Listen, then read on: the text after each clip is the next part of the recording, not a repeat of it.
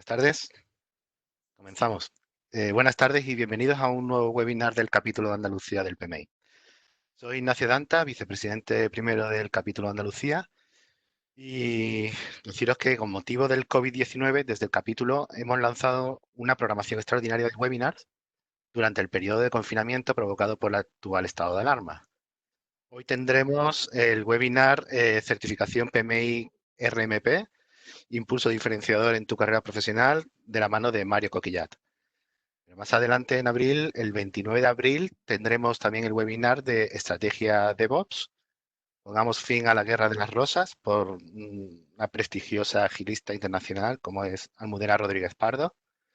El 7 de mayo, más adelante, tendremos el webinar Clinical Project Manager, rol de Project Manager en la ejecución de ensayos clínicos y aplicación al COVID-19, por David López González. Y deciros pues que hoy, en el webinar de hoy, Mario Coquillat nos hablará sobre la certificación PMI RMP y su importancia como valor diferenciador.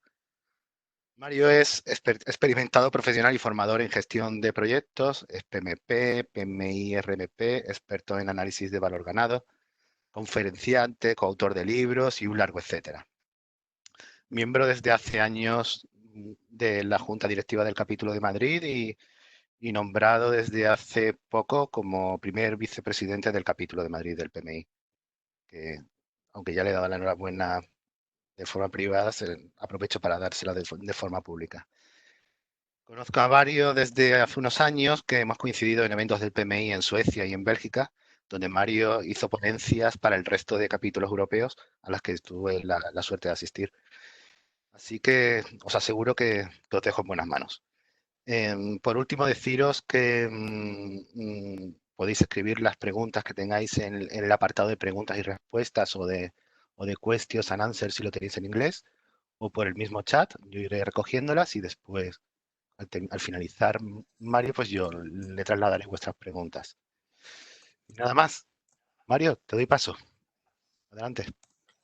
Vale, buenas tardes. Bueno, muchas gracias al capítulo de Andalucía por invitarme a dar esta ponencia sobre el tema de la certificación PMI-RMP, que desgraciadamente tengo que decir que debido al tema del coronavirus, pues todo el riesgos como que está cogiendo otra vez relevancia, ¿vale? Y mucha gente igual se piensa más por qué no había profundizado en el riesgo.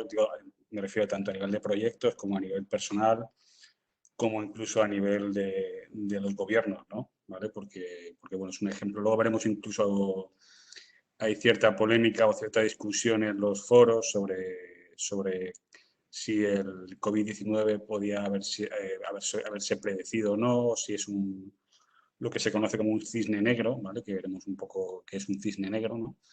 Pues bueno, todo eso, como digo, desgraciadamente cogiendo cierta relevancia y en concreto esta certificación que tiene PMI desde hace tiempo, pues bueno, está habiendo también más interés por ella por todas estas circunstancias, ¿no? Porque yo creo que cualquier persona que ahora mismo trabaje actualmente en proyectos, pues en su día a día se está enfrentando, digamos, a cada cosa que hace, tiene que analizar muy bien los riesgos porque tiene mucha incertidumbre, incluso en cosas que tradicionalmente serían muy sencillas, ahora tiene que pensar fríamente las diferentes opciones que pueden pasar y tomar digamos, la opción con menos riesgo o tomar algún tipo de acción para mitigar los riesgos, ¿vale? Eso ahora ya forma más parte de nuestro día a día, ¿no?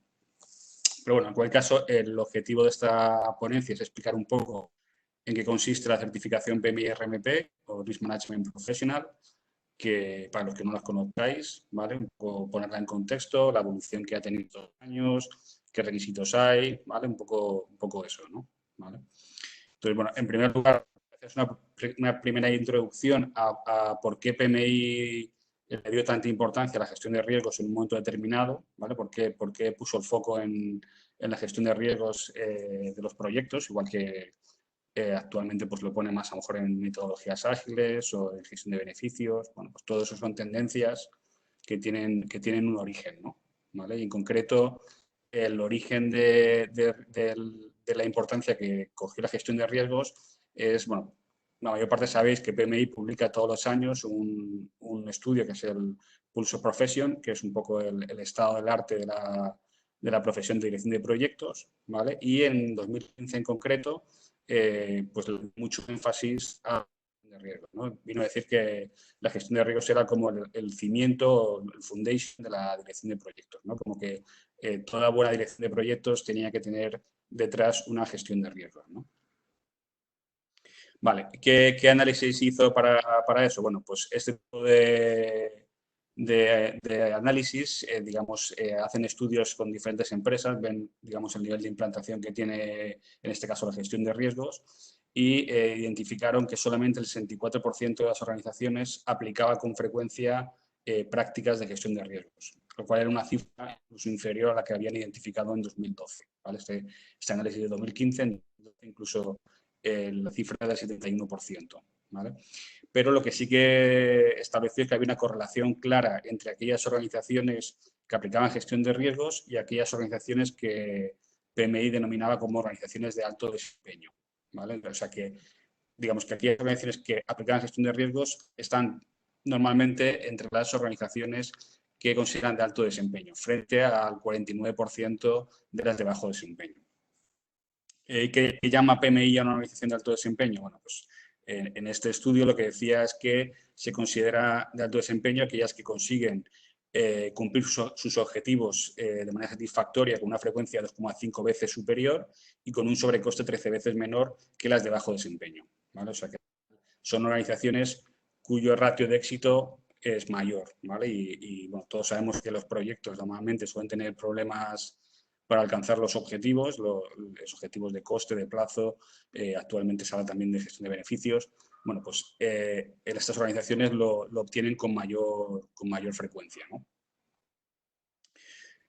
Ya llevado, digamos, a cifras más concretas, lo que hicieron fue un estudio diciendo, bueno, aquellas organizaciones que tienen un proceso formal de gestión de riesgos, es decir, que tienen pues, un procedimiento de gestión de riesgos, que tienen, digamos, dedican tiempo a la gestión de riesgos en los proyectos, ¿vale?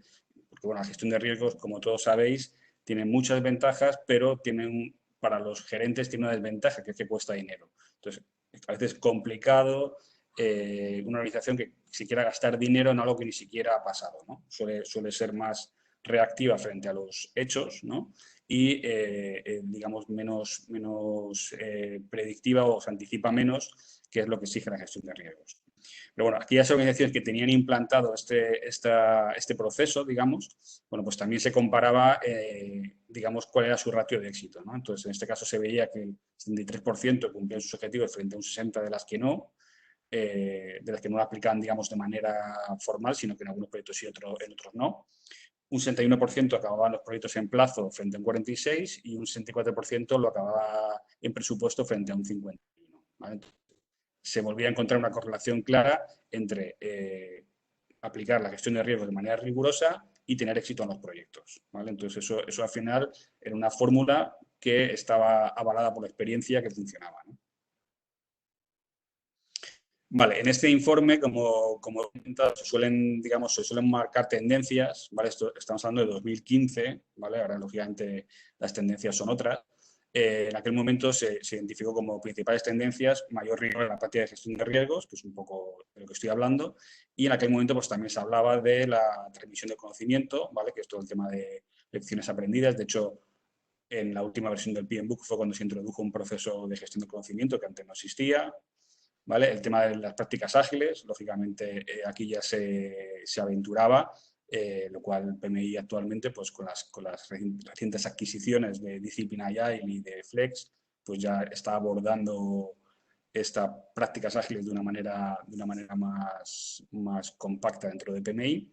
Y luego el tema de la realización de beneficios, ¿no? La realización de beneficios, que es un tema que ha ido cogiendo peso en los últimos años, básicamente lo que viene a decir es no vale con que yo haga mi proyecto en plazo, coste, alcance, calidad y las restricciones que quiera ponerle, sino que lo importante es que alcance los beneficios para los cuales se había diseñado, ¿no? Es decir, al final yo cuando hago un proyecto lo hago por alguna razón y eso se mide a través de los beneficios, ¿no? Si, por ejemplo, se me ocurre, si construyo un hospital, los beneficios vienen por la explotación de ese hospital, ¿vale? No me vale para nada tener un hospital, que no cumpla su función o que no obtenga su beneficio, porque al final no será el objetivo por el cual se ha diseñado, ¿no? Entonces, bueno, esto es lo que marcaba la realización de beneficios, ¿no?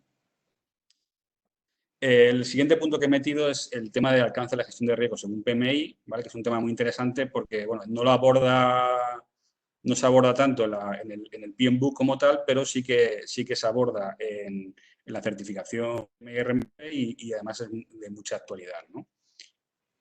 Vale, aquí he puesto la gráfica que muestra un poco el espectro de cuando nos enfrentamos a la gestión de riesgos, ¿vale? Por un lado tenemos, si hablamos de información, podemos pasar de no tener ninguna información, de tener información parcial o de tener información total. Y si hablamos de riesgos, normalmente hablamos de un concepto que es la incertidumbre, ¿vale? La incertidumbre al final está muy relacionada con la gestión de riesgos, ¿vale? En entornos que hay mucha incertidumbre suele haber riesgos asociados, ¿vale? Y ahí el espectro se movía entre incertidumbre total, ¿vale? Que entra un concepto que es el del cisne negro, ¿vale? Que lo habéis escuchado algún ejemplo. Si ya tengo cierta incertidumbre, aunque sea parcial, paso a ser un cisne gris y si tengo certidumbre total estaríamos hablando ya de un hecho que, bueno, si es positivo es beneficio, si es negativo es un problema, ¿no? ¿Vale? Si hablamos de información, iremos más a conceptos que maneja el PMBOK, ¿vale? Que es, pasaremos de riesgos desconocidos, que normalmente se les aplica reservas de gestión, y en el otro extremo tendríamos riesgos conocidos que entran en lo que se denomina las reservas para contingencia, ¿no?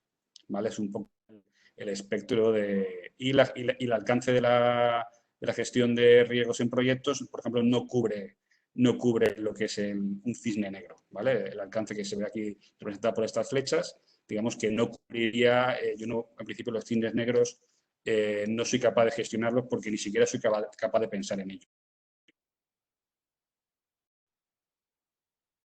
No era tan imposible.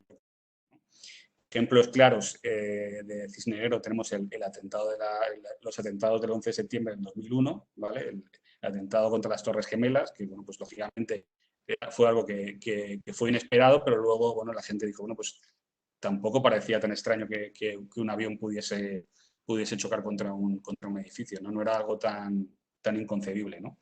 En el sentido positivo, tendríamos, por ejemplo, la inclusión de Internet, por ejemplo, ¿vale? Todo el tema de Internet sería, y bueno, hay muchos más ejemplos de cisnes negros, ¿no? ¿Vale? Si hablamos el siguiente, en términos de incertidumbre, serían los riesgos desconocidos, ¿vale? De los cuales disponemos muy poca información y solo podemos protegernos frente a ellos mediante reservas de gestión, ¿no? Ahí, por ejemplo, entraría el caso del terremoto y tsunami de Japón de marzo del 2011, bueno, que sí que había habido terremotos en la zona de Japón, pero nunca habían generado un tsunami, que habían a su vez, digamos, impactado contra una central nuclear como fue la de Fukushima, lo cual generó pues, un impacto enorme, ¿no? Entonces, ante ese tipo de riesgos, sí que podemos por lo menos de proveernos de reservas de gestión, ¿vale? Si avanzamos en el espectro, tenemos otro concepto que serían los cisnes grises, ¿vale? Los cisnes grises sabemos que pueden ocurrir, ¿vale? Pero que tienen una probabilidad muy baja, ¿vale? Entonces, este tipo de cisnes no son como los negros y debemos dotarle de alguna probabilidad, aunque sea muy baja, para que aparezca en nuestro registro de riesgos y podamos gestionarlo, ¿no? Ejemplos de esto tendríamos, por ejemplo, si estamos en una zona geográfica en la que ha habido tsunamis, terremotos, bueno, pues hay que considerarlos, aunque la probabilidad sea baja de que se puedan, digamos, volver a repetir, aunque no haya registros históricos de que hayan ocurrido antes. O sea, que estamos en zonas, digamos, de riesgo, pero no tenemos información histórica de que haya ocurrido antes allí un terremoto o un tsunami, ¿no? ¿Vale? Y relacionado con todo esto, pues surgió un cierto debate, por ejemplo, si el coronavirus famoso, el COVID-19, era un cisne negro o no, ¿no? Y bueno, yo en mi caso particular, yo en base a lo que he revisado, a la información a la que he accedido, pues en principio no era un cisne negro, puesto que ya teníamos precedentes, digamos, de coronavirus que habían ocurrido en zona de Asia o en zona de Medio Oriente o, por ejemplo, el SARS, ¿no? Entonces, bueno, al final no era una cosa, incluso había bastante información científica, incluso había, por ahí podéis ver vídeos en TED de Bill Gates, o sea, había cierta culturilla en cuanto a que esto podía ocurrir, no igual con la dimensión que ha ocurrido, lógicamente, eso es inconcebible, pero no era algo, digamos, totalmente inesperado, ¿no? No era algo que ya había habido precedentes, digamos, con temas de murciélago, etcétera, ¿vale? Simplemente, bueno, tampoco voy a entrar mucho en detalle, simplemente para que veáis que todo el tema de la gestión de riesgos pues tiene mucha relación con lo que está pasando, ¿no? Vale. Si vamos a la derecha, entraríamos en los riesgos conocidos, ¿vale? Que esto ya sí que son los riesgos que son, digamos, que identificamos en nuestro registro de riesgos, que definimos planes de respuesta, que le asignamos reservas para contingencias, ¿no? Ahí, por ejemplo, pues tenemos un ejemplo del caso del petróleo del Prestige, ¿no? Que es un caso también bastante famoso, ocurrió en España. Y bueno, pues ahí no era realmente un riesgo desconocido porque el barco estaba en mal estado. También está cómo se gestionó una vez que hubo el problema, que en lugar de llevarlo a puerto se llevó mar adentro. Bueno, hay toda una historia alrededor de ese caso, digamos, que fue una mala gestión de riesgos conocidos, no que los riesgos fueran desconocidos, ¿no? Y por último, si ya tenemos certidumbre total, o sea, si ya desaparece la incertidumbre, perdón, entraríamos en el terreno de los hechos y entraríamos en los problemas y beneficios, ¿no? O beneficios, si es positivo o negativo, que debemos no incluirlo en el registro de riesgos, sino en el registro de incidentes y se debe gestionar como tal, ¿no?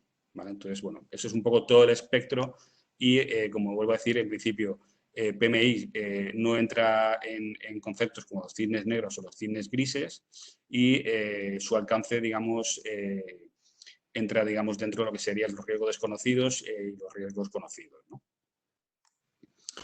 Vale, al final, ¿cuál es el objetivo?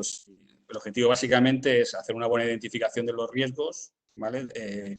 Para intentar que los riesgos desconocidos pasen a ser conocidos y podamos gestionarlos, ¿vale? Por eso es tan importante en la gestión de riesgos una buena identificación de los riesgos, y hay diferentes técnicas para conseguirlo, ¿no?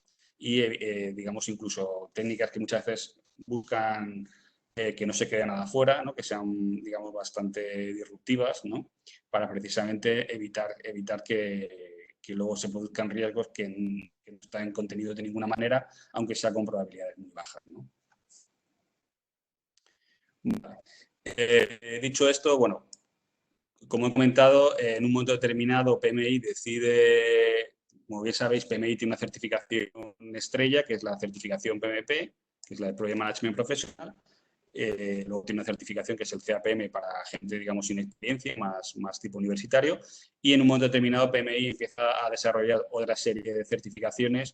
Bueno, hay una cierta evolución al respecto. En un momento determinado, certificaciones más especializadas en cuanto a entrar en determinadas áreas de conocimiento y especializarse, como era la de scheduling, ¿vale? La PMI SP, y esta de riesgos, que es la de Risk Management Professional, ¿vale? Que tiene su origen en 2008, ¿vale? Luego, posteriormente, pues ha habido más certificaciones, como puede ser Business Analysis, la de Agile, si vamos ya a programas, portafolios, ¿vale? Todo eso ha sido, digamos, evoluciones de las certificaciones, ¿no? Pero a pesar de eso, pues, la certificación PMI-RMP, pues yo creo que ocupa aproximadamente como el cuarto lugar de las certificaciones en cuanto a número de certificados, ¿vale? Ahora lo veremos en alguna slide, ¿vale? Entonces, PMI, ¿cómo hace esto? PMI, para definir una certificación, al final lo que hace una cosa que llama de estudio de alineación de rol, y entonces junta a profesionales que se dedican, en este caso, a la gestión de riesgos dentro de todos los, digamos, todos los stakeholders, todos los afiliados a la PMI, y intenta definir un poco cómo es el rol de gestor de riesgos para definir cuáles son las tareas que tiene que hacer, las competencias que tiene que tener, y todo eso, como bien sabéis, PMI lo organiza en dominios, ¿vale? Igual que lo hace en el PMP, pues lo hace en la de riesgos, ¿no? ¿Vale? Vale, la última que tiene es del 2011, del rol de riesgos, y básicamente lo que definía en cuanto a las capacidades que tiene que tener un profesional de riesgo, ser capaz de evaluar e identificar los riesgos del proyecto, ser capaz de mitigar amenazas y capitalizar oportunidades, y un tema muy importante también, que es el tema de comunicación comunicación de los riesgos, ¿vale? Eso también, por ponerlo en contexto, lo estamos viviendo hoy en día, que hay bastantes problemas para comunicar, por ejemplo, la situación que estamos viviendo, con bastante dispersión de datos, a la hora de interpretar los datos. Bueno, pues todo eso al final es importante, porque en este caso, bueno, pues la manera en que nos comunican a nosotros las diferentes amenazas, pues es muy importante, ¿no? Yo creo que es muy importante para nosotros, ¿no? Y eso es un punto que enfatiza PMI, ¿no?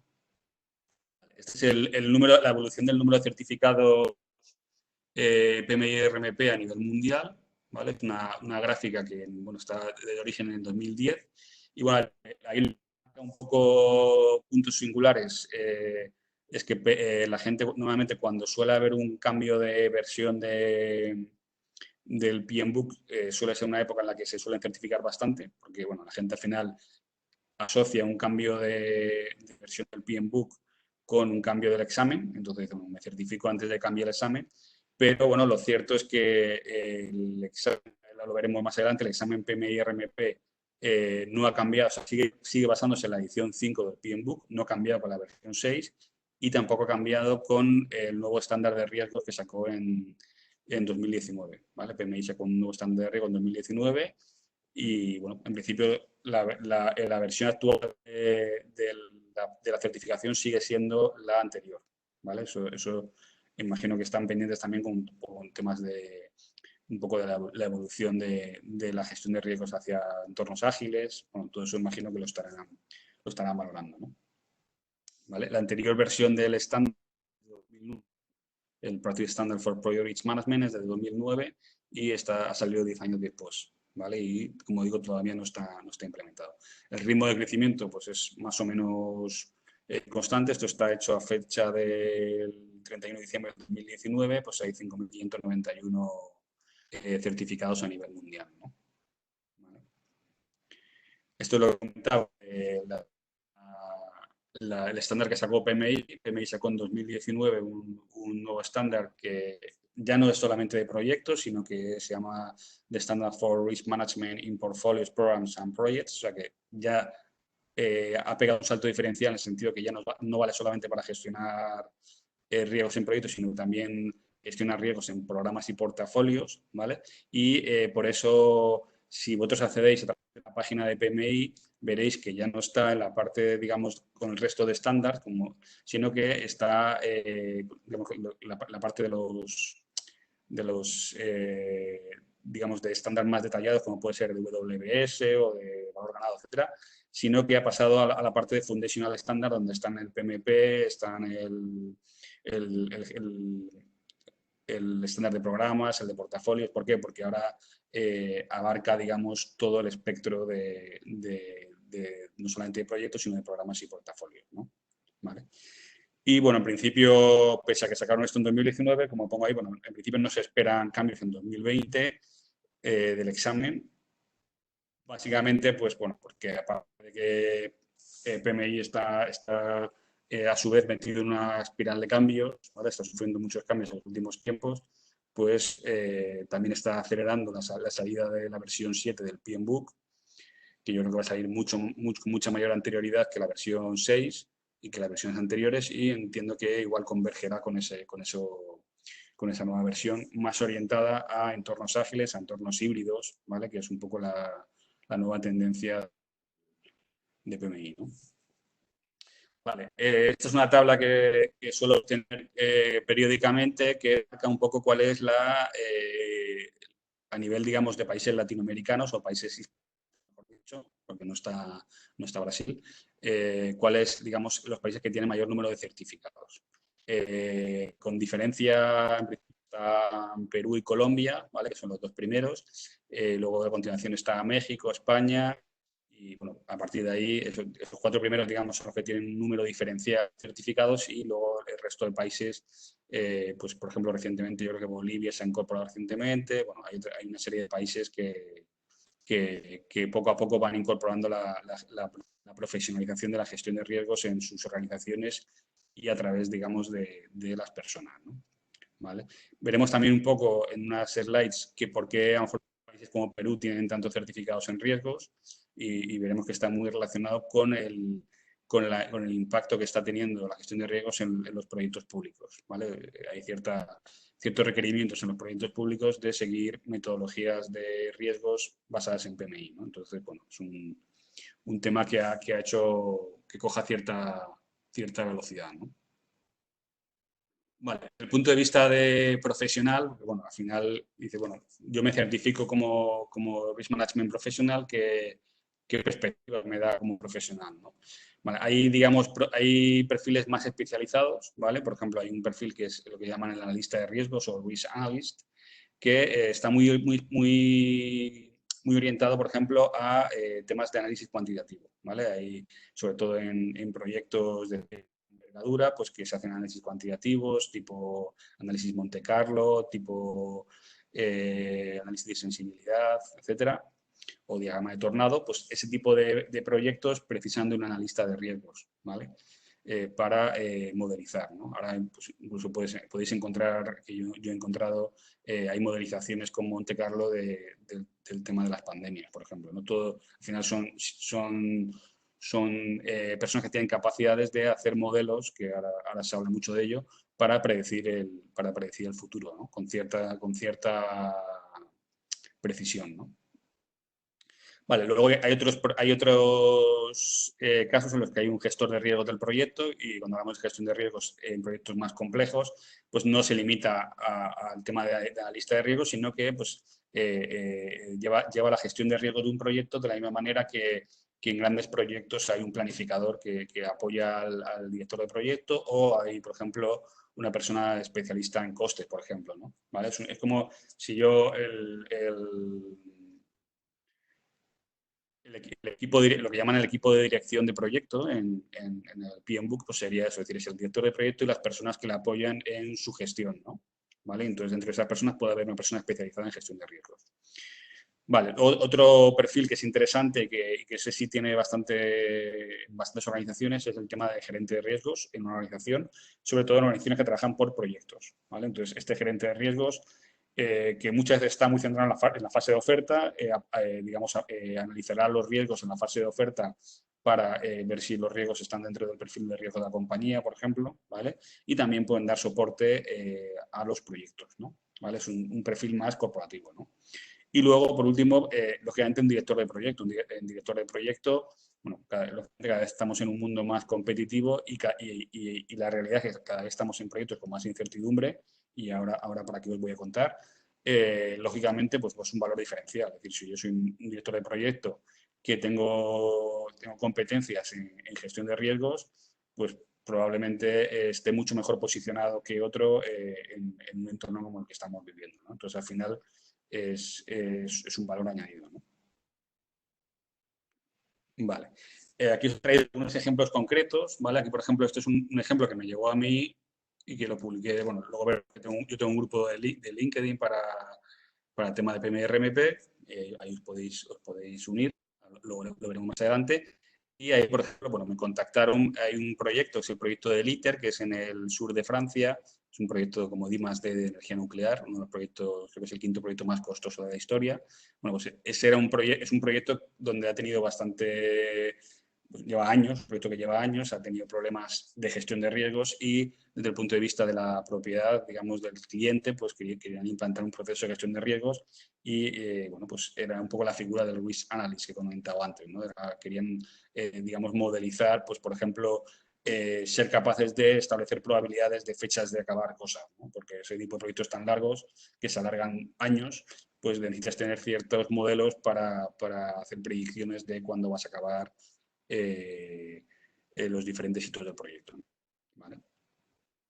Si, por ejemplo, hacemos una búsqueda en LinkedIn, esta lógicamente es anterior a la situación actual, porque ahora el mercado está un poco como está.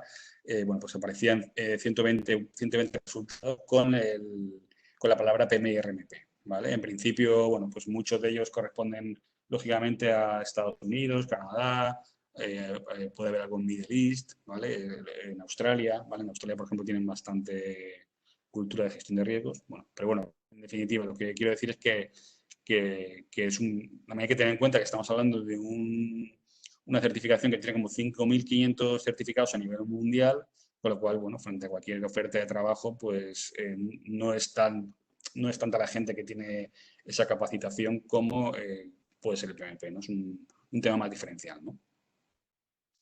Vale, otras oportunidades que han surgido, esta por ejemplo me surgió a mí también y esta por ejemplo sí que la llevé a cabo.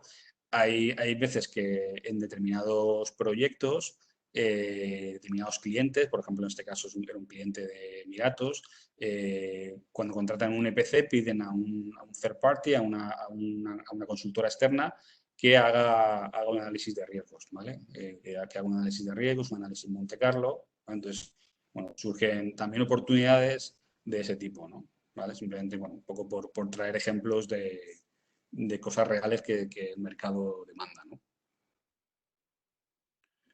Vale. Y luego, bueno, aquí he incluido, bueno, estos son de las miles de estas de 2015, no he avanzado en otras actualizadas, aparece como la novena certificación TI del mundo mejor pagada, ¿no? ¿Vale? La certificación PMI-RMP bueno, en una de las clasificaciones que se hacen a nivel mundial de certificaciones mejor pagadas, ¿no? Vale. Lo siguiente que voy a comentar es lo que he dicho anteriormente, que el tema de la gestión de riesgos en sector público, que eso puede explicar un poco por qué hay países como puede ser Perú y también México, que está teniendo tanta relevancia en cuanto al número de certificados PMI y RMP, ¿no? ¿Vale? Sobre todo en el caso de Perú, ¿no? Vale, Perú sacó una directiva, que es la que veis ahí en pantalla, en la que en las obras públicas del sector público, sobre todo del sector de la construcción, exigen un análisis de riesgos según PMBOK y en concreto según el Practice Standard for Management, ¿no? ¿Vale? O sea que sí que exige a nivel público que se haga una gestión de riesgos siguiendo el estándar, ¿vale? Y de hecho ahí hay que reconocer que los capítulos de Perú hicieron bastante lobby con los organismos públicos y esa orden le apuntaron una guía práctica que ellos participaron para de alguna manera llevar a cabo esa gestión de riesgos con una serie de templates, ¿vale? O sea que de alguna manera, claro, esto al final si es una exigencia en proyectos de la administración, pues trae consigo que las empresas que quieren implementar eso con cierto ser más competitivas frente a otras, pues tiene más relevancia que tengan maduros los procesos de gestión de riesgos y a su vez eso trae consigo que haya más certificados PMI-RMP, ¿no? ¿Vale? Entonces sí que eso explica un poco por qué Perú está a la cabeza, digamos, del número de certificados a nivel países hispanohablantes, ¿no? Vale. En el caso de México no es tanta el impacto, pero también tiene sustancia porque ellos sacaron una adaptación de la ISO 21500. La ISO 21500 es una norma, una guía de gestión de proyectos que se sacó en 2012 a nivel mundial y hay países, como el caso de España, que la adoptan tal y como es, ¿vale? Traducida al español, y hay países que le aportan valor, ¿vale? En este caso México convirtió esa en una norma mexicana, le aportó más valor y de alguna manera la hizo prescriptiva, ¿vale? Entonces, si entonces prescriptiva una norma que está basada en la ISO 21500, que a su vez tiene muchas similitudes, como veis en esa tabla, con los procesos de book, pues de alguna manera estás poniendo en valor la gestión de riesgos según PMI, ¿vale? Entonces, bueno, al final eso explica un poco, ¿no? La única diferencia en el caso o sea, comparando, digamos, la ISO 21500 con la versión 5, que ya ha sido subsanada la versión 6 del PMBOK, es el proceso de implementar la respuesta a los riesgos, ¿vale? Que no incluía la versión 5 y que está más en línea con el proceso de tratar los riesgos que tenía la versión 21500, ¿vale? Digamos que la versión 5 tenía solo procesos en planificación y luego en control, y la nueva versión 6 ya mete en ejecución, puesto que la mayor parte de la respuesta a los riesgos se implantan durante el proceso de ejecución, ¿no? Durante los procesos de ejecución. Entonces tiene más sentido y además está más alineada con la ISO 21500, ¿vale? El siguiente apartado que voy a ver es el tema de los dominios y los procesos de riesgo del PMBOK, ¿vale? Porque al final, tú cuando te enfrentas a la certificación, pues uno de los problemas que tienes es el documento que lo regula, que es lo que se denomina el Exam Content Outline, viene organizado por dominios y por tareas, ¿vale? Entonces, a veces cuesta un poco la trazabilidad entre eso que aparece en el examen, de lo que te van a examinar, y los procesos, digamos, del PMBOK. Entonces, este apartado lo que intenta es un poco abordar ese tema, ¿no? ¿Vale? Vuelvo a repetir, a día de hoy la certificación PMI-RMP se basa en la versión 5 del PMBOK, que es la del 2013, y en el estándar del Practice Standard for Project Management del 2009. Esa es la realidad a día de hoy, ¿no? Y en ambos estándares, pues los procesos que tenemos son los que aparecen ahí. El tema de planificar la gestión, ahora lo veremos un poco más en detalle.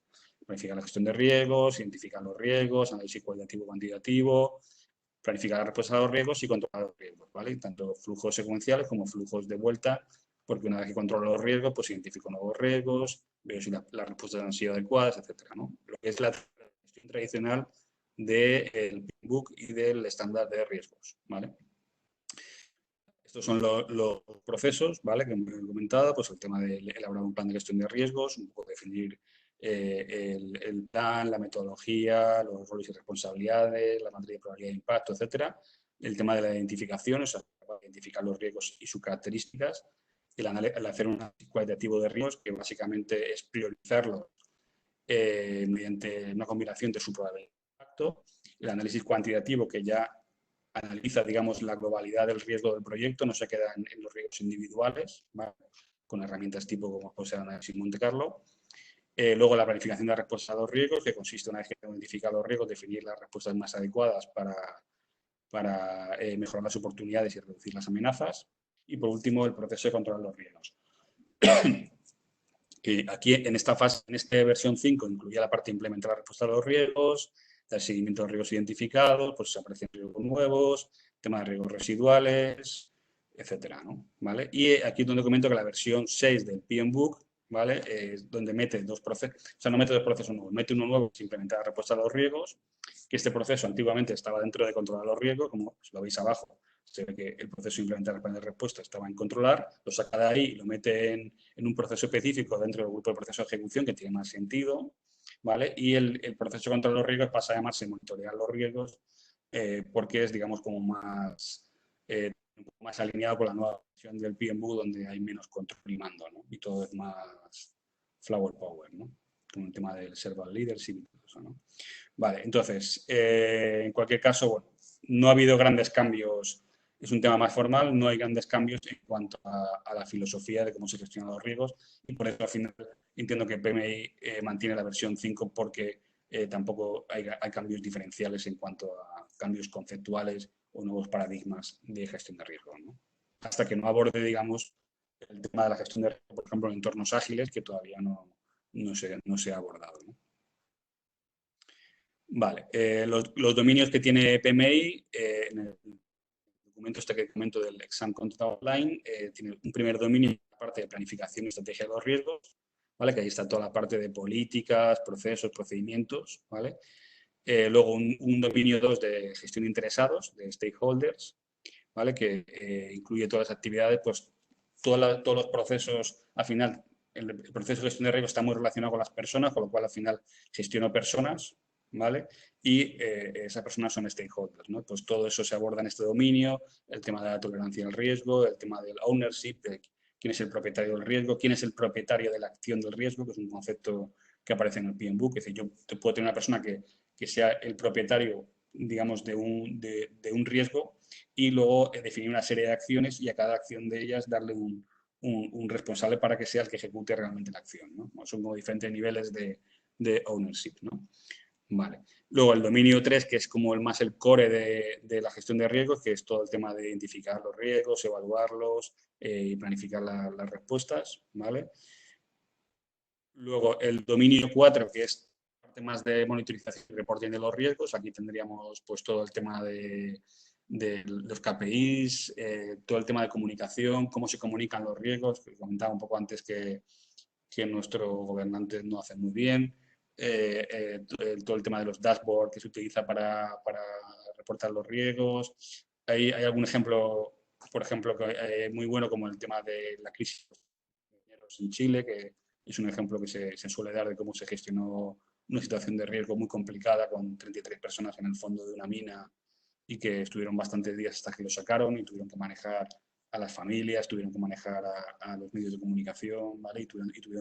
Y, por ejemplo, el director de proyecto aisló al equipo de proyecto de todo eso, ¿vale? Él asumió ese leadership y él era el que se comunicaba y a la gente del equipo de proyecto le sacó de esa circunstancia porque al final entendía que les podía condicionar en su trabajo del día a día, ¿vale? Hay ejemplos muy buenos de comunicación de gestión de riesgos. Vale, luego está el dominio 5 que hay mucha gente que echa un poco para atrás de esta certificación, ¿vale? ¿Por qué? Porque dice, bueno, ¿cómo me voy a meter yo a un análisis Monte Carlo o a un diagrama de tornado cuando son cosas, digamos, de cierta enjundia, sobre todo crear un modelo, ¿vale? Bueno, el tema es muy sencillo. Hay dos cosas. Una, primero, realmente en la certificación lo que te examinan no es que tú seas capaz de crear un modelo, por ejemplo, en @risk o en Primavera Risk Analysis, ¿vale? No te están examinando de eso, te están examinando que tú como director de proyecto seas capaz de interpretar los resultados, ¿vale? Entonces te saldrán, digamos, preguntas donde verás un output, ¿vale? Un output de un análisis Monte Carlo y te harán preguntas sobre ese output para interpretar el resultado, ¿vale? Puede ser que entre en algún tema de las diferentes técnicas que existen para generar, digamos, los análisis Monte Carlo, pero bueno, al final son una serie de conceptos que no exigen, digamos, tener unos conocimientos de probabilidad o estadística muy elevados, que es lo que la gente a priori les puede echar un poco para atrás, ¿no? ¿Vale? En cualquier caso, si entramos a los porcentajes de las preguntas, vemos que ese último, que podría ser que diera más miedo, pues es el que tiene menor porcentaje de preguntas, ¿vale? Tiene entre el 14 y el 16%.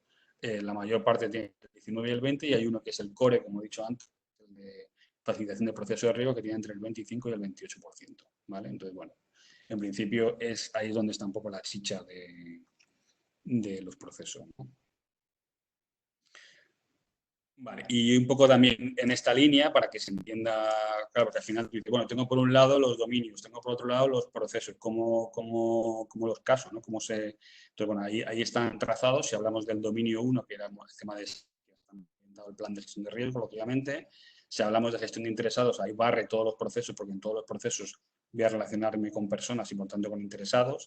Si hablamos de facilitación de procesos de gestión de riesgos, entra toda la parte de evaluación de los riesgos, desde el plan hasta la planificación de respuestas.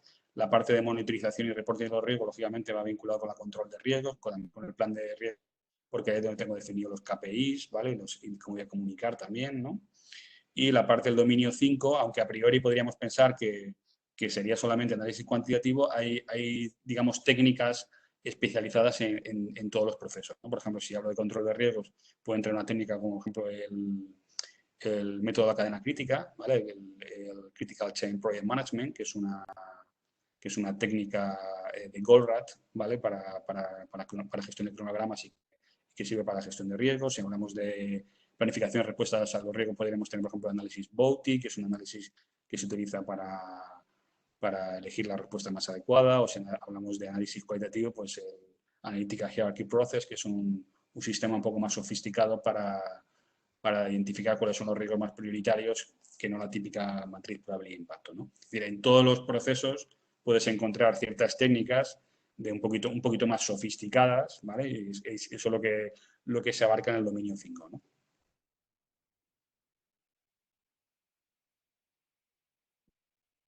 El siguiente punto es qué requisitos tengo que cumplir para certificarme como PMI-RMP. Vale, este es un poco los requisitos que marca PMI. PMI marca, por un lado, temas de formación. Los temas de formación, no sé, PMI simple diferencia entre si eres universitario o no eres universitario, así a grandes rasgos. si eres universitario son 30 horas de formación y 40 si no, ¿vale? Las horas de formación en principio no tienen periodo temporal, es decir, yo puedo haberlo hecho hace 10 años, ¿vale? No tengo problemas. E incluso tampoco te exige, PMI tampoco te exige que sea, digamos, formación específica de PMI, ¿vale? Yo, por ejemplo, cuando me certifiqué, que fue en 2014, si no recuerdo mal, bueno, pues no hice una formación de 30 horas, sino que al final fui a un congreso de una cosa, a un seminario, sí que reporté, por ejemplo, parte de la formación para el PMP, pues aportar un porcentaje porque la parte de riesgo, ¿vale? Al final fui montando mis horas, mis contact hours hasta llegar a las 30 horas, ¿vale? Eso en principio no debería ser un gran problema, ¿vale? Lo que es un poco más problema o que a la gente le genera más dudas es la parte del expertise, ¿vale? Porque ahí lo que te pide PMI es entre 3.000 horas si eres universitario y 4.500 horas si no lo eres, ¿no? Y ahí es donde la gente le entra un poquito más de, digamos, de respeto, ¿no? Sobre todo porque, claro, al final dice, bueno, pero lo primero es que ahí te exige que sean los últimos años, en los últimos 5 años consecutivos, ahí sí hay una limitación temporal. Y lo siguiente es que ahí, digamos, la gente sí que se plantea un poco más diciendo, pero realmente, ¿qué experiencia en gestión de riesgos, ¿no? Vale. Entonces, ahí hay que tener en cuenta, es un ejemplo de un reporte de experiencia. Si tú quieres, digamos, hacerlo perfecto, al final deberías reportar tu experiencia generando, digamos, entregables del PMBOK o de la guía de riesgo, ¿no? Del Practice Standard for Project Risk Management, ¿no? Que al final, pues, lo que veis ahí, por ejemplo, he ayudado a crear la definición de probabilidad de impacto en mi plan de riesgos, he definido roles y responsabilidades, he hecho una identificación de riesgos, planificado respuestas, he asignado risk owners, ¿vale? Todo, al final es un poco la terminología de PMI y los entregables de PMI, ¿vale? De ahí mi consejo siempre es, trata de ser breve, haz mención a los entregables y utiliza la terminología del PMBOK, ¿vale? ¿Por qué? Porque al final puede haber organizaciones que le llamen de manera diferente a las cosas y siempre hay que pensar que las personas que van a revisar una elegibilidad son voluntarios de PMI que al final ellos entienden la terminología de PMI, no se van a poner a interpretar si lo que tú haces en tu organización pero no les va a costar entenderlo, ¿vale? Entonces, mi consejo siempre es ese. Vale, entonces ahora decir, bueno, 3.000 horas haciendo estos entregables realmente, porque yo, a lo mejor mi empresa a lo mejor tampoco es tan purista, ¿no? Y no hacemos una definición de la probabilidad de impactos. O sea, puede haber ciertas lagunas en la gestión, digamos, de las empresas reales, ¿no? ¿Vale? Entonces, ahí mi consejo siempre, cuando la gente me ha preguntado y que en principio funciona bien, es que, bueno, aparte, digamos, de lo que es las propias tareas que hago directamente gestionando riesgos, yo hay una serie de tareas que hago cuando proyecto, ¿vale? Incluso hay gente que me ha preguntado que trabaje en ofertas, pues también puede ser, ¿vale? Hay una serie de tareas que llevan implícito la gestión de riesgos, ¿vale? Que no es generalmente la gestión de riesgos, pero que ya lo llevan implícito. Y ahí entramos, por ejemplo, el Project Charter, ¿no? Si la constitución de proyectos, si yo participo en la elaboración de un Project Charter, tengo un porcentaje de horas porque en un Project Charter bien hecho tiene que aparecer los riesgos principales del proyecto, ¿vale? O si negocio compras, cualquier persona que negocia compras o que gestiona contratos sabe que está gestionando riesgos, porque un contrato, por ejemplo, es un documento donde se establece la parte de cómo se reparten los riesgos entre el comprador y el vendedor, ¿no? O si tengo reclamaciones, ¿vale? Que es también bastante común, por ejemplo, en proyectos de PC, ¿no? Tanto el cliente como proveedores, ¿no? Y subcontratistas, ¿no? Todo eso al final es gestión de riesgos y mi consejo ahí es reporta un porcentaje y con eso llegarás a las 3.000 horas, ¿vale? Entonces, bueno, eso es un poco mi estrategia, ¿no? ¿Vale? Hasta ahora la gente que la ha utilizado la ha funcionado. Vale, otro tema que tiene el examen PMI-RMP y que vaya a cambiar ni mañana es que el examen es en inglés, ¿vale? A día de hoy el examen es solamente en inglés, ¿vale? No tienes ayuda en español, nada. Bueno, entonces, bueno, al final, tienes que tener un nivel adecuado de inglés, ¿vale? No es o sea, tampoco tienes que ser una persona que hable muy bien inglés, al final es un tema de comprensión lectora, o sea, hay gente que tiene ciertas dificultades para hablar en inglés, pero por su trabajo, por ejemplo, están muy habituados a leer documentos en inglés y tienen cierta capacidad lectora y capacidad de comprensión lectora. Entonces, bueno, eso al final es lo que se te exige. ¿Por qué? Porque las preguntas del examen PMI-RMP tienen cierto nivel de extensión, o sea, no son preguntas, la mayor parte no son preguntas de una línea, con el enunciado de una línea o de dos, sino que son preguntas extensas, son preguntas bastante situacionales y que te van a exigir un poco que conozcas, que entiendas un poco el contexto de la pregunta porque te van a pedir varias opciones sobre un escenario situacional, ¿no? ¿Vale? Entonces, bueno, simplemente eso. A nivel de número de preguntas, son 170 preguntas, de las cuales 150 puntúan y 20 no, ¿vale? Es un poco al estilo del PMP y son 3 horas y media, ¿vale? A mí personalmente el examen PMP me sobró tiempo y sin embargo el examen de riesgo no me sobró tiempo, ¿vale? No quiero decir con eso nada, quiero decir que me costó más en el sentido, también puede ser porque el PMP lo hice en inglés y en español y igual por ahí lo tuve más fácil, o porque realmente las preguntas son un poquito más de preguntas contextuales, ¿no? Entonces, bueno, te las tienes que leer varias veces hasta que estés bien convencido de que estás entendiendo bien el contexto, ¿no? ¿Vale? Vale. A día de hoy el examen es presencial. Hay que ver cómo avanza la estrategia de PMI. Porque vosotros sabéis que creo que fue ayer o es el día 14 de abril, PMI ha sacado el examen PMP en posibilidad de hacerlo online, ¿vale? A través de... Antes estaba en PMI ACP, estaba en CAPM, ahora también está en riesgos. Entonces, bueno, ¿tiene previsto extender ese servicio al resto? Pues yo creo que va a depender un poco de la evolución del coronavirus, ¿vale? Actualmente Pearson View tiene una página en la que informa puntualmente de la situación del coronavirus, ¿vale? En esa página que veis ahí, entonces, bueno, pues te dice por país cómo está la situación. Lógicamente, en España los centros de Pearson View están cerrados. De ahí que yo creo que también PMI ha gestionado bien los riesgos y ha hecho un plan de respuesta y ha sacado el examen PMP online, que bajo mi punto de vista lo podía haber sacado antes, pero posiblemente no lo sacó antes porque a su vez había un riesgo que es que como al final tú haces el examen en un ordenador, existe más riesgo de que alguien le dé por hacer pantallazos, digamos, al ordenador y sacar preguntas del examen PMP, ¿no? Estos son especulaciones mías, pero pueden explicar por qué PMI sacó CAPM antes que PMP cuando es una certificación mucho más extendida, ¿no? ¿Vale? Y ha sido ahora a raíz del coronavirus que se ha visto forzada a sacarlo en un tiempo bastante rápido, ¿no? ¿Vale? Pero bueno, a día de hoy está la situación, ¿no? Vale, y alguna formación adicional que he añadido aquí, una es lo que estaba comentando.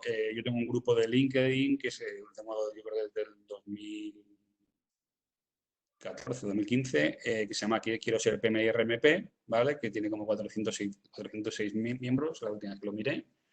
Y bueno, pues ahí comparto bastante información, no solamente de la certificación, que también, sino pues también de todo, de artículos, por ejemplo, sobre gestión de riesgos, ¿no? O asuntos de actualidad o lo que sea, ¿no? ¿Vale? Y, bueno, ahí podéis encontrar ejemplos de artículos que he puesto, pues están preguntas gratuitas, por ejemplo, para la certificación PMI-RMP, un simulador que sacaron para Android, ¿vale? O, por ejemplo, lecciones aprendidas, gente que sube sus testimonios se certificaron, porque, bueno, siempre es interesante tener, digamos, el feedback de otras personas, ¿no? ¿Vale? Y luego, por último, he añadido aquí, me lo ha pedido Nacho, he añadido aquí el tema del identificador del curso y el PDU Claim Code, ¿vale? Para que podáis reportar la PDU, ¿vale? Entiendo que es una PDU técnica, ¿vale? Y podáis reportarla, ¿vale? Pues este es un poco el contenido del webinar y entiendo que ahora me habréis hecho alguna pregunta. Sí, correcto, Mario. Em, Oye, enhorabuena por la presentación.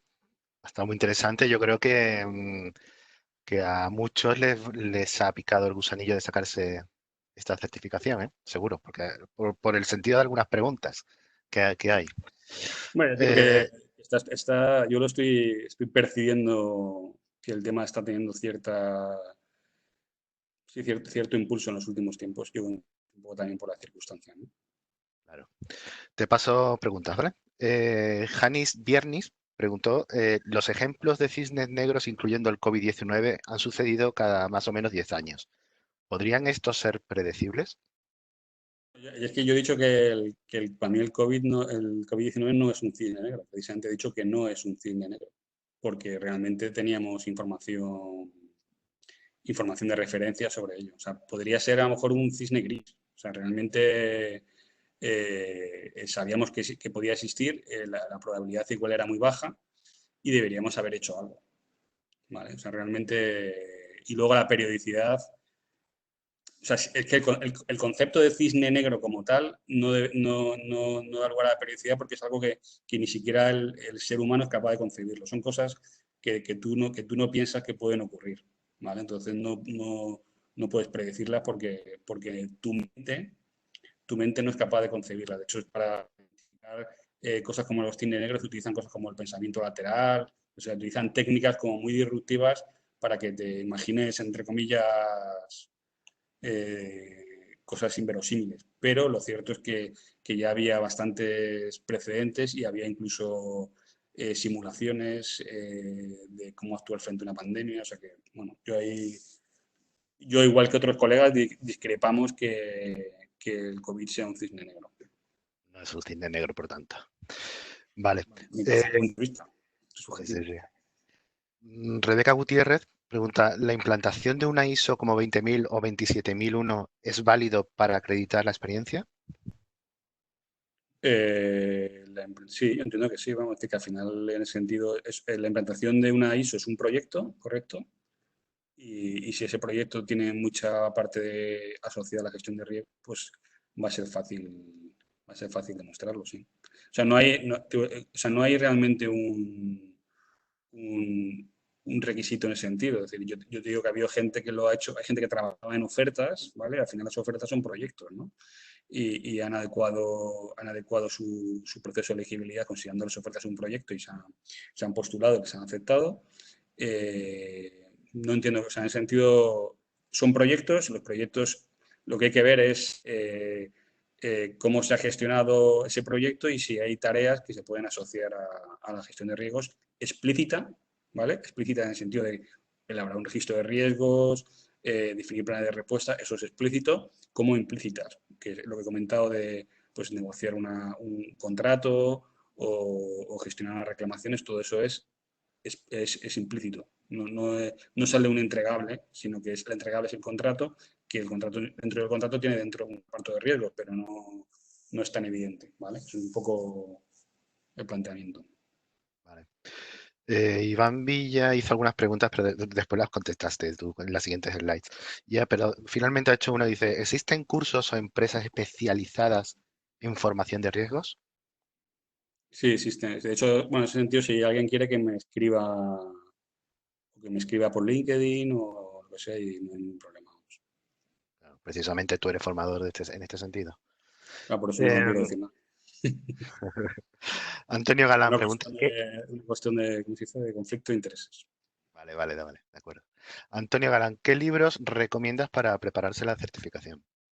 Vale, yo los libros que utilicé, fundamentalmente, hay un libro muy bueno que se llama Secretos para dominar la gestión de riesgos en proyectos, ¿vale? Que está en español, que es de Liliana Buchstick, ¿vale? Se llama Secretos para dominar la gestión de riesgos en proyectos.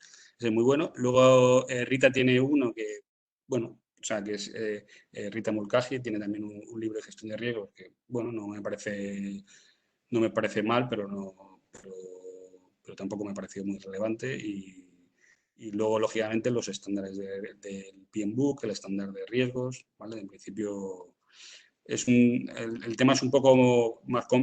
Al final, muchas veces acaba recurriendo a una empresa que ya lo tenga montado el curso porque esa empresa ya ha hecho ese trabajo, digamos, de recuperar varias bibliografías y condensarlo en un libro, ¿no? O en un material, ¿no? Yo en mi caso, cuando me certifiqué, hice ese trabajo, digamos, a nivel personal y al final te generas unos apuntes de alguna manera y das varias fuentes, sí. Pero bueno, de todas formas, PMI, eso no lo he puesto en una slide, pero PMI tiene un listado de referencias, ¿vale? PMI tiene un listado de referencias si vais a la página de PMI, encontraréis un listado de referencias, ¿vale? No sé si... Puedo Sí, buscarlo sí. ahora. Si queréis lo busco, pero vamos, lo pongo por el eje, pero no. Bueno, yo creo que es suficiente ya. José Antonio Ariza pregunta, ¿la renovación de esta certificación también es cada 3 años y se necesitan reportar PDUs para mantener la certificación? El tema es que el de PMP. Son menos PDUs, creo que son 30 PDUs en lugar de 60. Es cierto que hay, o sea, PDUs de riesgos que te valdrán para el PMP, ¿vale? Es decir, si yo, por ejemplo, por ejemplo, si venís a este webinar, por ejemplo, ¿vale? Una persona que está certificada PMP, lógicamente se puede dar un PDU, una persona que está certificada en riesgos también, ¿vale? Porque es un webinar sobre gestión de riesgos.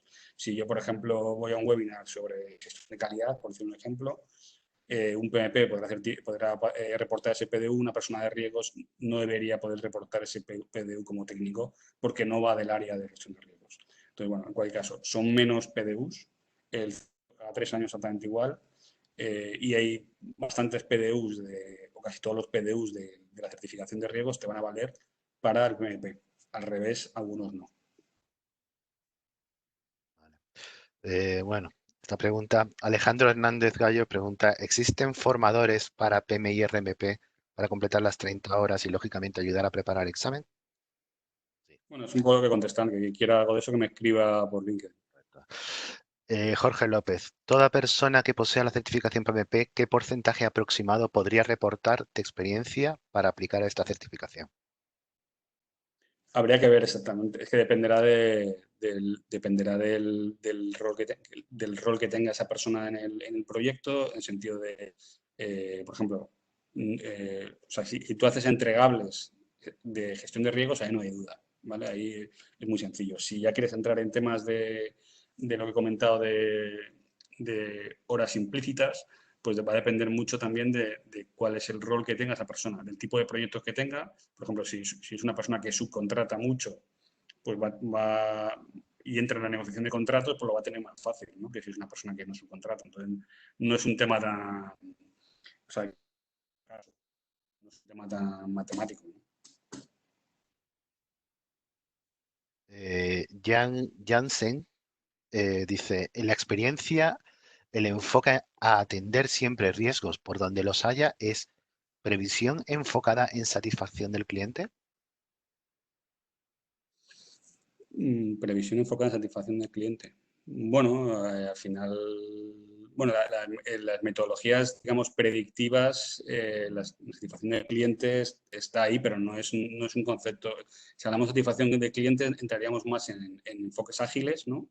Que sí que entran más, involucran al cliente en todo lo que es el proceso de desarrollo, y los enfoques ágiles, digamos, tienen otro enfoque más, digamos, si tú preguntas cómo gestionar riesgos en metodologías tipo Scrum, ellos te van a decir que normalmente por la propia gestión, en iteraciones muy cortas, se va reduciendo incertidumbre, la propia gestión mediante Scrum va reduciendo incertidumbre. Entonces, ese tipo de gestión sí está mucho más orientada a la satisfacción del cliente.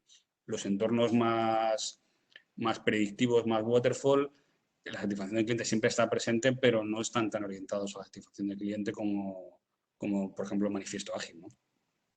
Correcto, estoy de acuerdo. César Vargas pregunta, ¿podría ser suficiente solo desarrollar el análisis cualitativo de riesgos y obtener resultados óptimos? Lo pregunto por la complejidad del análisis cuantitativo. Sí, bueno, de hecho el PMBOK lo dice, o sea, realmente el análisis cualitativo es obligatorio y el análisis cuantitativo no es obligatorio, ¿vale? Lo que pasa que, bueno, al final, o sea, no todo el análisis, por ejemplo, no implica hacer un análisis Monte Carlo, análisis cuantitativo. Puedes utilizar otro tipo de técnicas, por ejemplo, como el valor monetario esperado, ¿vale? Que es otra técnica de análisis cuantitativo, que es bastante más sencilla. No tienes que generar modelos, ¿vale? Bueno, al final el tema es que el cualitativo puede pecar de subjetividad, ¿vale? Hay gente que lo critica mucho porque al final puede ser demasiado subjetivo el que un riesgo esté en un sitio o en otro, ¿vale? Entonces, si ya le empiezas a meter más objetividad, hay gente que lo llama semi cuantitativo, ¿vale? Si tú lo empiezas a meter en la materia de probabilidad de impacto intervalos, por ejemplo, de impacto en coste con valores numéricos e intentas de alguna manera meter tu riesgo en un rango de impacto en coste, de alguna manera ya no es tan cualitativo, ya empieza a ser más cuantitativo. Entonces es un tema, o sea, a mí cualitativo me parece bien para empezar, pero si realmente tú, por ejemplo, quieres, si tú tienes un proyecto, por ejemplo, y tienes asignada una bolsa de riesgos, ¿vale? Lo que se llama las reservas para contingencias, ¿vale? Y quieres cada X tiempo reevaluar si esas reservas para contingencias están bien dimensionadas o no, necesitas tener un cierto análisis cuantitativo, porque si no, al final con el cualitativo te quedas un poco en el aire, ¿no? Eh, María José Vallejo pregunta, tengo próximamente reunión de riesgos para evaluar la crisis del COVID-19. ¿Algún consejo generalista para enfocar la reunión? Tengo reunión de riesgo. Bueno, yo lo que el planteamiento que haría ahí es que ahora cualquier cosa que hagáis vais a tener que hacer un enfoque de los riesgos asociados a ellos. O sea, ya cualquier tarea, por sencilla que sea de vuestra organización, o que antes era muy sencilla, se puede complicar mucho en el entorno del coronavirus. ¿Vale? Yo voy a poner un ejemplo muy sencillo, que es en otros, antes justo, bueno, en el mes de febrero, principio de marzo, estábamos negociando con una empresa inglesa para que viniese aquí a Murcia a darnos una formación sobre temas de health and safety que necesitábamos para ir a trabajar ahí a la planta de Airbus en Inglaterra, ¿no? ¿Vale? Entonces, yo planteé hacer una formación aquí en Murcia porque era mucho más barato que mandar toda la gente allí a Inglaterra y estábamos negociando esa formación y empezó a pasar todo esto, ¿no? Entonces yo en un momento determinado dije, oye, vamos a meter una cláusula en la que si luego no pueden venir porque hay algún tipo de restricción, pues de alguna manera nos devuelvan dinero, ¿no? O que el pedido se cancele, ¿no? Entonces la organización dijo que no, que en principio que no. Entonces le propusimos una siguiente opción, que estábamos gestionando ese riesgo, que era, oye, ¿y si al menos si no se puede hacer en esa fecha, que nos den la opción de que se pueda hacer en otra fecha con el mismo coste? Y la organización inglesa se volvió a cerrar en, ¿vale? Con lo cual al final la única opción que tuvimos fue decir, venga, paramos este pedido, que menos mal que no lo hicimos porque era un pedido, no sé, eran como 10.000 euros, no era una cantidad tampoco insignificante, y decidimos que si teníamos que mandar a alguien, que mandaríamos la mínima gente posible y haríamos la formación de esas 4 o 5 personas en Inglaterra como plan de respuesta ante ese riesgo, porque lo otro, por mucho que intentábamos negociar eso, que al final era un pedido de formación, ¿no? O sea, no, era una cosa bastante, una formación in company, ¿no? Era una cosa bastante sencilla, ¿no? En condiciones normales, en el entorno del coronavirus, era muy importante conocer cuáles eran, digamos, las políticas que tenía la otra parte, ¿no? Cuál era su tolerancia al riesgo. En este caso demostraron que no tenían ninguna porque se cerraron en banda. Bueno, pues eso es lo que me refiero, que ahora cualquier tarea que tengas que hacer, tienes que pensarla desde ese punto de vista, ¿no? Que igual antes no tenías que hacerlo. Vale, quedan unas 5 o 6 preguntas. Tengo una CSCS CAR, Construction Risk Card, gestión de riesgos en UK, en Reino Unido. ¿Servirá o apoya? Yo entiendo que dice, servirá o apoyará las horas necesarias para, para la, como los requisitos de presentación del examen. Yo entiendo que sí, vamos. Sí, yo entiendo que sí. No me consta que haya una convalidación como tal, ¿no? Pero en sentido, pero entiendo que sí que puedes avalarlo con eso, ¿no? O sea, entiendo que si tienes esa certificación tienes ese expertise, ¿no? Habría que conocer qué requisitos tenía esa certificación, ¿no? Porque a lo mejor hay certificaciones que no tienen ningún requisito por detrás, ¿no? Pero bueno, en principio sí debería ser un punto fuerte, ¿no? Ujú. Víctor Enrique Cepeda pregunta, ¿cuál es el mejor libro que has leído sobre la gestión de riesgos? Lo que he comentado antes, el de Secretos para dominar la gestión de riesgos en proyectos, Perfecto. que es un libro Antonio, en español escrito por una uruguaya que se llama Liliana Buchtik, que tiene también algún libro más por ahí, de temas de secretos para dominar la WS, por ejemplo. Tiene varios libros, así bastante chulos. muy bien. Antonio Galán, ¿qué relación encuentras entre la gestión de riesgos y la gestión de contratos? Ya que hay muchas compañías se tratan dentro de un mismo departamento? Contract and Risk Management. Mi experiencia al respecto es que hay muchas compañías que se preocupan mucho digamos, en la gestión de riesgos hasta que se firma el contrato, que es lo que tú me estás diciendo. O sea, que es, analizo el contrato, me aseguro que las cláusulas, el reparto de riesgos es el que yo quiero, ¿vale? Que es algo muy bueno, ¿vale? Pero muchas compañías, y hablo con conocimiento de causa, luego no gestionan riesgos en la fase de proyecto, ¿vale? Que es donde realmente muchas veces te están jugando el... O sea, que yo tengo un contrato muy bien armado, me va a ayudar, que no me va a solucionar, ¿vale? Entonces, eh, eso viene porque muchas compañías que tienen esa percepción y porque no hay mucha cultura de gestión de riesgos en proyectos, ¿vale? Sobre todo por lo que he comentado antes, que a veces es complicado, digamos, pensar en invertir dinero en algo que no ha ocurrido, ¿vale? Entonces, un tema que determinada gente o determinada cultura les cuesta mucho asimilar. Vale. Miguel Ángel Criado, ¿con qué frecuencia se hacen los exámenes en España y dónde? Bueno, los exámenes se hacen en cualquier momento, ¿no? O sea, realmente estamos hablando de que los exámenes en papel desaparecieron, ¿vale? O sea, al pasar de Proctor, ¿no? A Pearson View desaparecieron los exámenes en papel, ahora todos los exámenes son por ordenador, ¿vale? El problema es que ahora mismo no están cerrados, ¿no? Los centros de exámenes, pero bueno, una vez que están abiertos es en cualquier momento, no hay limitación temporal. O sea, siempre y cuando está abierto el centro en España, es decir, o donde sea, ¿no? Si cierran el mes de agosto, pues está cerrado, pero que no se hacen fechas concretas porque las fechas concretas antiguamente correspondían a exámenes en papel y eso ha desaparecido. Ignacio Carbajo, recientemente la Junta de Andalucía anunció que contaría con PMPs para gestionar proyectos. ¿Sabes si hay alguna iniciativa regional o a otro nivel en este sentido con RMPs? Quizás a raíz del COVID comience a moverse esto más. La verdad que, en primer lugar, en sentido, tengo que daros la enhorabuena por haber conseguido ese hito, ¿no? Pues, bueno, no sé qué parte corresponde, pero entiendo que algo habréis influido, ¿no? En que la Junta de Andalucía haya tomado esa decisión, que ya a mí me ha sorprendido porque no hay mucho precedente en otras comunidades. Hombre, pues podría ser, pero bueno, es decir, al final, paso a paso, ¿no? Es decir, he visto el ejemplo, por ejemplo, de Perú, ¿no? El ejemplo de Perú, que ahí interviene mucho, yo creo que los lobbies, en este caso PMI, tiene un papel importante o debería tener un papel importante para ello, ¿no? Pero bueno, yo lo veo factible, pero no lo veo factible a lo mejor a corto plazo, ¿no? Igual con el tema del COVID podría tener mayor...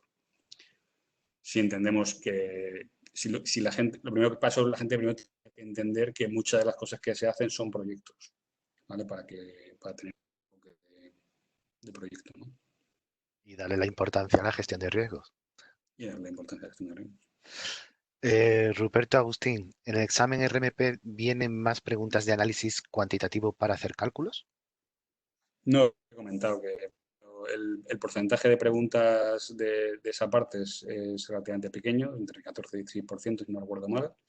Y lo que normalmente te suelen, no es tanto de hacer cálculos, puede que te entre alguna de hacer cálculos, por ejemplo, con el valor monetario esperado, que el valor monetario esperado al final es que la probabilidad y el impacto tienen valores numéricos y entonces los multiplicas y te da un valor, ¿no? Un valor cuantitativo en coste o en plazo, ¿no? En días, ¿no? Y ahí puede haber algún ejercicio de eso, pero normalmente lo que suelen ser son ejercicios donde te viene un output, ¿vale? Un diagrama acumulativo, por ejemplo, lo que son salidas del Monte Carlo, por ejemplo, o del diagrama de Tornado y que lo interpretes. O sea, te van a pedir que interpretes un gráfico de una salida de un análisis cuantitativo, pero no que lo hagas. Es lo que intentaba explicar antes. Y bueno, y últimas dos preguntas y ya cortamos. César Vargas, frente a esta pandemia, aquellos proyectos que se encontraban en desarrollo y que seguramente no registraron y o evaluaron este problema y su consecuencia, ¿qué recomiendas sobre el cómo gestionar los impactos costo-tiempo en el contrato entre las partes? Bueno, ahí la cláusula que tiene que aplicar es la de fuerza mayor. O sea, los contratos tienen una cláusula que es de fuerza mayor y esto es un ejemplo de fuerza mayor. Entonces, lo que hay que ir es a la cláusula de fuerza mayor de los contratos, que no es siempre igual, y ver qué es lo que dice, ¿no?